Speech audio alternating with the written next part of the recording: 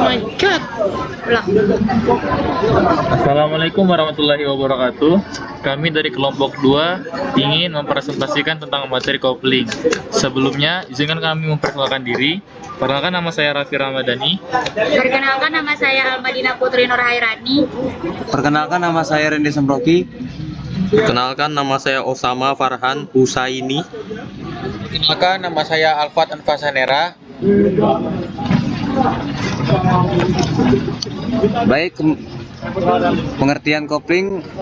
Kopling adalah komponen mekanik yang digunakan untuk menghubungkan dua poros pada sistem transmisi tenaga, terutama pada kendaraan bermotor dan mesin industri. Kopling menghubungkan atau memutuskan putaran poros penggerak atau poros mesin ke poros yang digerakkan atau transmisi secara halus dan terkendali. Fungsi kopling yang pertama, menghubungkan dan memutuskan putaran mesin ke sistem transmisi. Kedua, mengurangi beban kejut saat perpindahan gigi. Ketiga, memungkinkan kendaraan berhenti tanpa mematikan mesin. Keempat,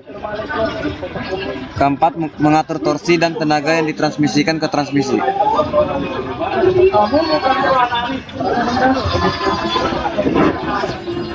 Selanjutnya ada jenis-jenis kopling. Yang pertama ada kopling manual.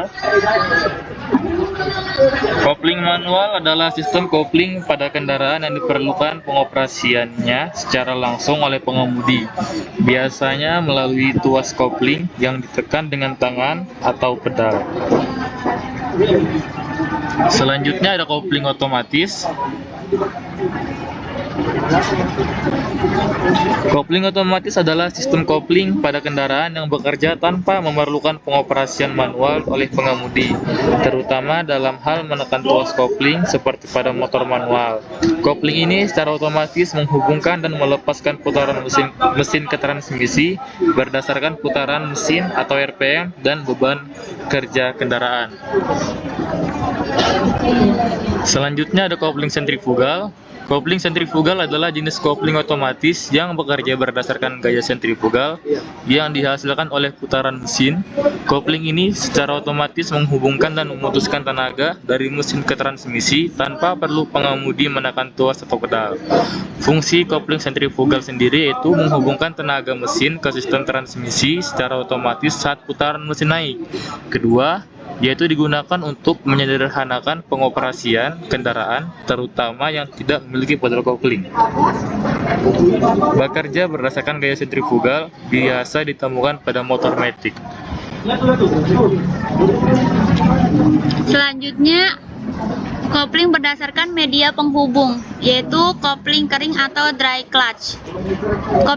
Kopling kering atau dry clutch adalah jenis kopling yang tidak direndam dalam oli, sehingga proses kerja dan gesekan antar komponen terjadi dalam keadaan kering. Tipe ini banyak digunakan pada kendaraan seperti mobil manual, motor sport tertentu, dan mesin industri. Fungsi kopling kering menghubungkan dan memutus aliran tenaga dari mesin ke transmisi. Selain itu, dia juga menyalurkan tenaga dengan efisiensi tinggi karena tidak ada hambatan dari oli. Yang kedua, kopling basah atau biasa disebut wet clutch. Wet clutch adalah jenis kopling yang bekerja dalam rendaman oli pelumas. Oli ini membantu mendinginkan, melumasi, dan mengurangi kehausan pada permukaan kopling. Jenis ini banyak digunakan pada sepeda motor, kendaraan off-road, dan kendaraan performa tinggi.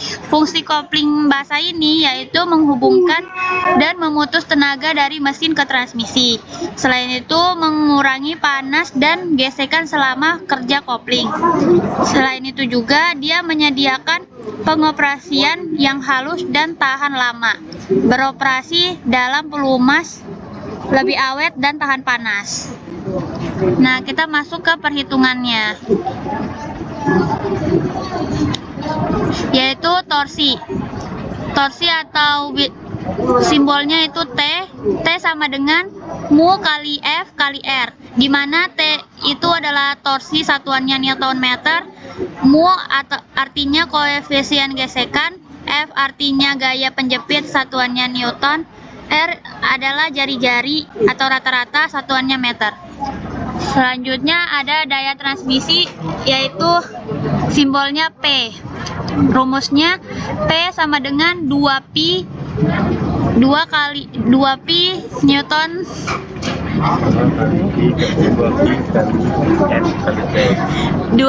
2pi N kali T dibagi 60, di mana P itu artinya daya, satuannya watt, N itu putaran, satuannya RPM, T itu torsi, satuannya Newton meter.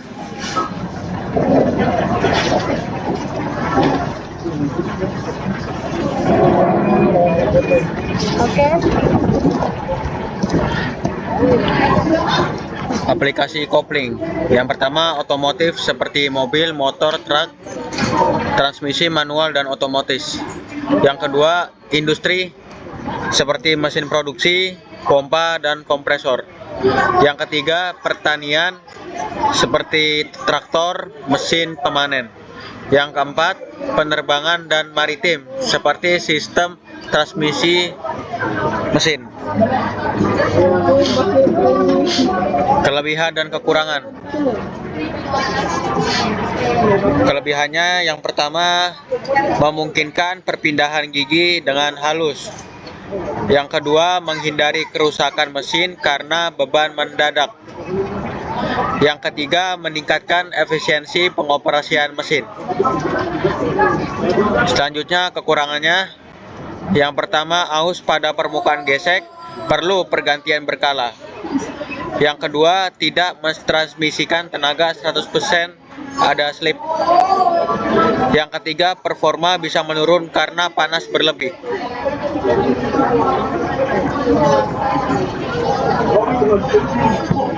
Selanjutnya, perawatan roda gigi.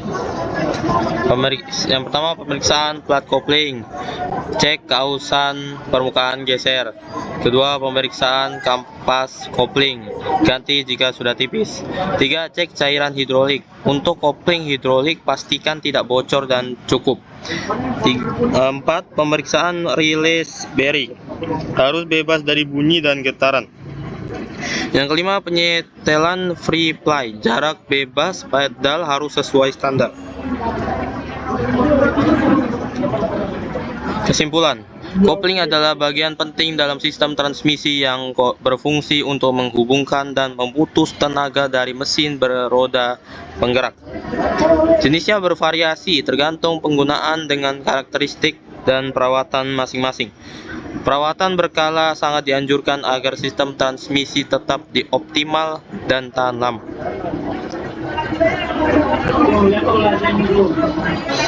Sekian.